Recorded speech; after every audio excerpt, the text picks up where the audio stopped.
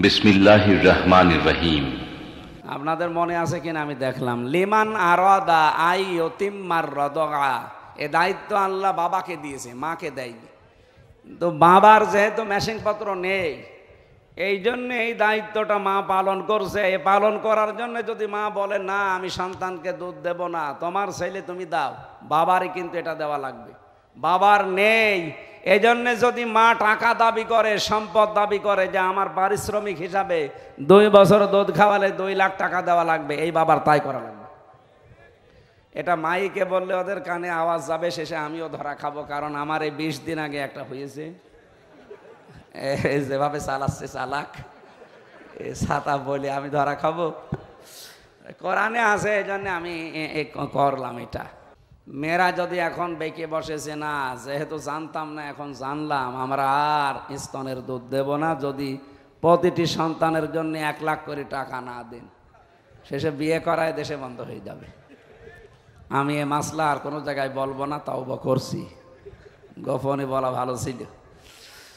সম্মানিত ভাইরা, তাহলে দায়িত্ব পেলাম এখানে, সন্তান আসার পরে 2 বছর দুধ দেওয়া লাগবে মায়ের, কিন্তু এ দায়িত্বটা কার?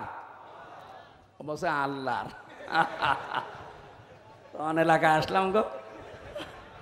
এ দায়িত্ব বাবার। কার? যারা বলে সমস্ত ক্ষমতার উৎস জনগণ, এ কথাটা কুফরি, এটা শিরিক পূর্ণ কথা, এটা কোরআনের সাথে পুরা সাংঘর্ষিক। আল্লাহ বলেন কুলিল্লাহুম্মা মালিকাল মুলক, হে নবী বলেন রাজত্বের মালিক আমি আল্লাহ। ইন্নাল্লাহা আলা কুল্লি শাইইন কাদির, সব কিছুর উপরে ক্ষমতা আমি আল্লাহর। তাহলে যারা বলছেন ক্ষমতার উৎস, ক্ষমতার সবচাইতে বড় মাধ্যম জনগণ, এই আয়াতের সাথে সাংঘর্ষিক না? বলেন না কেন? আবু জেহেল আল্লাহ আছে, আসমান জমিন আল্লাহ বানিয়েছে, এটা বিশ্বাস করার পরেও আল্লাহর আইনের সাথে, শক্তির সাথে, পাওয়ারের সাথে শিরিক করার কারণে, অংশীদার স্থাপন করার কারণে ও যদি মুশরিক, মারা গেলে ওরে আল্লাহ জান্নাত দেবেন, এটা ফাইনাল কথা। বলেন না কেন? তাহলে আমরাও যদি ওই রকম বিশ্বাসে থাকি আল্লাহ আমাদের জান্নাত দেবে, তাহলে এটা অবিচার হয়ে যাবে না? যেন আমাদের যাদের এই বিশ্বাস আছে ক্ষমতার উৎস জনগণ, আমরা এক্ষুনি পাল্টিয়ে যাব। ক্ষমতার উৎসকে আরো জোরে বলেন। শুধু এই শব্দটা অনেক রাজনৈতিক দলের প্রথম অংশে লেখা থাকে না, এজন্য তাদেরকে নিষিদ্ধ করা হয়েছিল। আপনি দেখেননি? বাংলাদেশ জামাতে ইসলামী এই শব্দটা লিখতো না, ওরা লিখতো সমস্ত ক্ষমতার উৎস আল্লাহ। এই কারণে দেশের নাস্তিক, বেঈমান, রাম আর বাম সব এক জায়গায় হলে জালেমদের সহযোগিতা করে 1 তারিখে নিষিদ্ধ করে দিয়েছিলেন, না এদের আর চলতে দেব না। আল্লাহ আমার মনে হয় ডাইরেক্ট অ্যাকশন নিয়েছে। এটা তো আপনি জামাত ইসলামের গায়ে হাত দেননি, আপনি হাত দিয়েছেন আল্লাহর অস্তিত্বে। আল্লাহ বলছেন আমি সমস্ত ক্ষমতার উৎস, আর তুই যে আমার সৃষ্টিকে দিয়ে দিলি, দেখে কেমন ক্ষমতা আছে তোর। যারা নিষেধ করেছিল 5 দিন পরে আল্লাহ তাদেরকে নিষিদ্ধ করে দিয়েছে। এমন নিষিদ্ধ করেছে তামাম বাংলাদেশে আমি ঘুরছি, 1 ইঞ্চি জায়গায় দেশে নেই, সে গোপালগঞ্জ বলেন আর শরীয়তপুর বলেন, এমন কোন জায়গা নেই যেখানে মায়ের বুকের দুধ খেয়ে কোনো মানুষ দাঁড়িয়ে বলতে পারে যে আমি আইয়ামে জাহিলিয়াত করি। বলতে পারবে কেউ? 1500 বছর আগে শব্দটা ছিল আই এম এ জাহিলিয়াত, আর 15.5 বছর আমরা দেখেছিলাম আও আমি জাহিলিয়াত। কোনো পার্থক্য নেই, শব্দের ক্ষেত্রে পার্থক্য থাকলেও কাজ সব একই ছিল। ওই জামানায় মানুষ জীবন্ত মানুষকে চিরিয়ে মাটির ভেতরে ফেলে দিত, আর এই জামানায় আমরা 6 সালের এই 28শে অক্টোবর আজকের দিনে জীবিত মানুষ হত্যা করার পরে লাশের উপরে ড্যান্স দিতে দেখেছিল। যেই মহিলার আহ্বানে সারা দেশ থেকে লগি বইটা নিয়ে মানুষ পিটিয়ে হত্যা করার এই মহা উৎসব শুরু হয়েছিল, হুকুমদাতা হিসাবে তার বিচার এ দেশে হওয়া দরকার। ওটার যদি বিচার বাদও দিয়ে দেন, অনেকে বলছে আমরা মাফ করে দিয়েছি, দেন। 24 সালের 5ই আগস্টে এই যে 1770 জন মারা গেল, আমার কুষ্টিয়ায় আমার সামনে 16 জন মারা গেছে, এই যে সাক্ষী বসে আছে, এর মাথায় এখনো গুলি আছে। এর শরীরের পিঠের দিকে দেখেন এখনো ঝাঁঝরাগুলি আছে। এই যে মানুষগুলো আপনি মেরে ফেললেন, আপনি গণহত্যার হুকুমদাতা। পৃথিবীর আন্তর্জাতিক আদালতে অলরেডি মামলা হয়ে গেছে। আমার 2 মামলায় যদি 3 বছর জেল খাটা লাগে, তাও বিনা কারণে। যার 130টা মামলা অলরেডি হয়ে গেছে, 3 বছর করে হলে কত বছর হবে?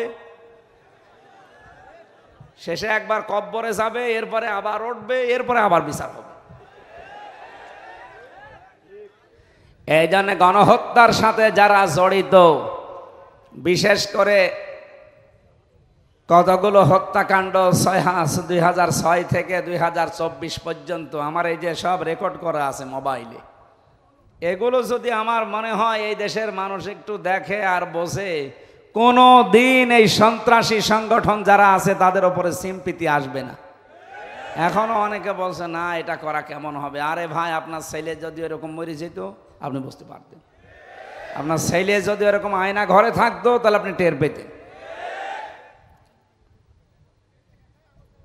এই জন্য কোনো মানুষ যদি অপরাধ যারা করেছেন তারা আমাদের কাছে আসলে অনেকে এখন বলছে হুজুর আস্তাগফিরুল্লাহ পড়িয়ে দেন, আমারে তাওবা পড়িয়ে দিন। আমি আস্তাগফিরুল্লাহ পড়িয়ে দিলাম, আপনার তাওবা হয়ে গেলে না, জীবনও হবে না। কারণ আপনি তো আমার কাছে অপরাধ করেননি, আপনি অপরাধ করেছেন জনগণের কাছে। আমি আস্তাগফিরুল্লাহ পড়াবো কি জনগণের থেকে, না আল্লাহর এই কালাম দিয়ে? আমি আস্তাগফিরুল্লাহ পড়াচ্ছি আল্লাহ রসুলের কালাম দিয়ে, হবে কি করে? আপনি কি আল্লাহ রসুলের কাছে দোষ করেছেন? দোষ করেছেন জনগণের কাছে। এই জনগণ যতদিন মাফ না করবে, আর এই মাফ পাওয়ার যে পদ্ধতিগুলো আছে এটা যতক্ষণ অ্যাপ্লাই না হবে আপনার মাফ হবে না। আমি একটা হাদিস বলছি, মিলান তো, এই খুব খেয়াল করে শুনবেন। নবীদের কাছে এক যুবতী মেয়ে এসে বলে, হে রাসূল, আমি জিনা করে ফেলেছি, আপনি আমাকে মুক্ত করেন। তার মানে আমার উপরে জেনার যে বিচার আছে এটা কায়েম করে দিন, তাহলে আমি মুক্ত হয়ে গেলাম। হাদিস হচ্ছে পৃথিবীতে যে যে অপরাধ করবে ওই অপরাধের শাস্তি যদি দুনিয়ায় সে পেয়ে যায়, মরণের পরে আল্লাহ ওই বিচার আর করবে না। এই মেয়েটা বেশ ভালোভাবে বুঝেছিল। মুসলিম এই মেয়েটি এই অন্যায়টা যৌবনের তাড়নায় যে কোনো ফাঁদে পড়ে করে ফেলেছে। ডাক দিয়ে বলেন, হে রাসূল, আপনি আমার উপরে বিচার শুরু করেন, আমি মুক্ত হতে চাই পাপ থেকে। আলেম যারা আছে বলেন তো, নবীজিকে ওই সময় বলতে পারতেন, ওই এ কথা মানুষকে আর বলবা না, গোপনে পাপ করেছো, গোপনে আস্তাগফিরুল্লাহ পড়ে নিবা, হয়ে যাবে, বলতে পারতেন না? বলেছিলেন না। মহিলা তিনবার আসার পরে নবীজি 3 বারই ফেরত দিলেন। 3 বারই মুখ ঘুরিয়ে বললেন, না চলে যাও, মেয়েটি নাছোড় বান্দা, বিচার চাই। বিশ্বনবী বললেন, তুমি জেনা করার পরে গর্ভবতী হয়েছো? বলে হ্যাঁ। তোমার নাই দোষ আছে, এই পেটের সন্তানের তো কোনো দোষ নেই। বাড়ি চলে যাও, যতদিন সন্তানটা ডেলিভারি না হবে আমার কাছে আসবা না। খুব খেয়াল করে মেলাবেন, সারা রাত বসানোর দরকার নেই, এই 2 মিনিটই যথেষ্ট। মেয়েটা যখন খালাস করেছে সন্তান, ডাক দিয়ে বলে, নবী আপনি তাড়াতাড়ি আমারে মুক্ত করেন, এই দেখেন আমার ছেলে। নবীজি বললেন, 2 বছর তোমার স্তনের দুধ তার খাওয়া লাগবে, এটা কোরআনের নির্দেশ। ওয়াল ওয়ালিদাতু ইরদি'না আওলাদাহুন্না হাওলাইনি কামিলাইনি লিমান আরাদা ইউতিম্মার রাদা। পৃথিবীর মেয়েদের উপরে আল্লাহর আদেশে তাদের বুকের দুধ খাওয়ানো লাগবে সন্তানকে 2 বছর, কিন্তু এই দায়িত্বটা আল্লাহ দিয়েছেন বাবাকে। না মানে এখানে মোজাক্কার শব্দ আছে, আই ইয়তিম্মার রাদা লিমান আরাদা, আই ইয়তিম্মার রাদা। আল্লাহ পাক বলেন পুরুষকে, বাবাকে আমি দায়িত্ব দিলাম তারা যেন 2 বছর দুধ খাওয়ায়। বাবার ওই যন্ত্রপাতি আছে, খাওয়াবে কি দিয়ে? এই আয়াত কি ভুল নাকি? তাহলে আপনি প্রমাণ করে দেন। এই ছেলে ডিস্টার্ব করো কেন বলেন তো? হ্যাঁ, এটা গুরুত্বপূর্ণ বিষয় বলছি, যাই জায়গায় ওরা হাত ধরে বসিয়ে দেন। ওর ভিডিও করার দরকার নেই, এখন ওরা বসাননি কেন? ওরা হাত ধরে বসিয়ে দেন। পাগল ছাগল আসে কোত্থেকে আল্লাহ জানে। আমি একটা জবাই করবো যখন, তখন এসে ও বাধা দিচ্ছে।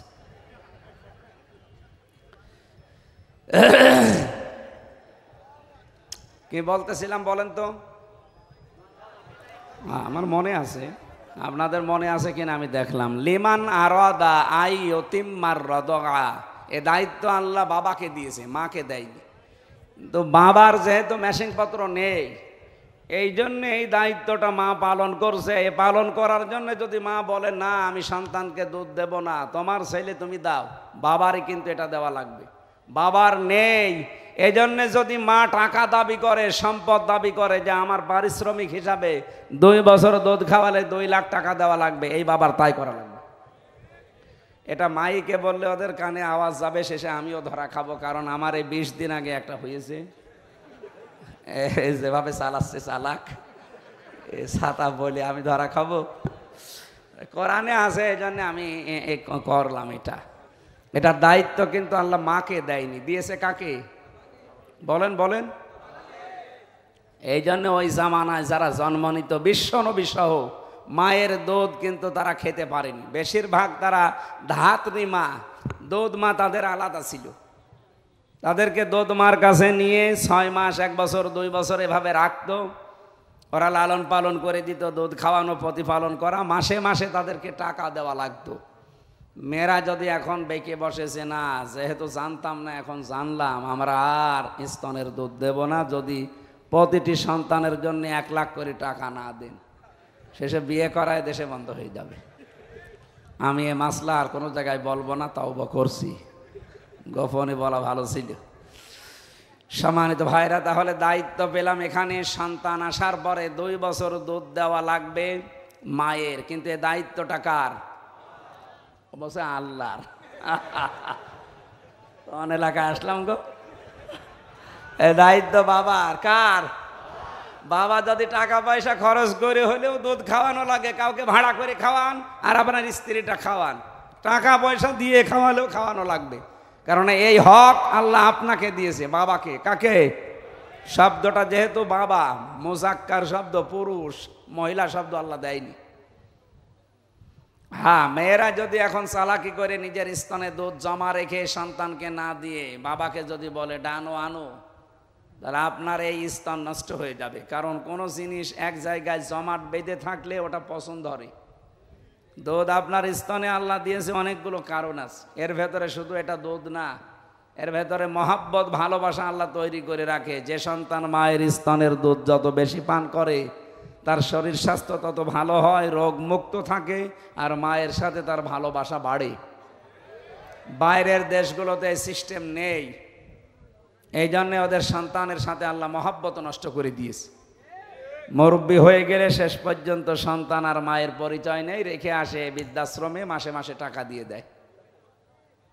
এদেশে যদিও এরকম নেই, তারপরও অনেক আধুনিক শিক্ষায় শিক্ষিত যারা দাবি করছেন তাদের বাড়িতে এগুলো দেখা যায়। আর এগুলো দেখার পেছনে শুধু এই স্বামী দায়ী না, এই স্বামীকে বাধ্য করে তার স্ত্রী। আমি রাঙ্গামাটি গিয়েছিলাম, রাঙ্গামাটি লংগদু। আসার সময় দেখলাম বৃদ্ধাশ্রমে এক মা বসে বসে কাঁদতেছে। ছেলেটা পায়ের কাছে গিয়ে বলছে, মা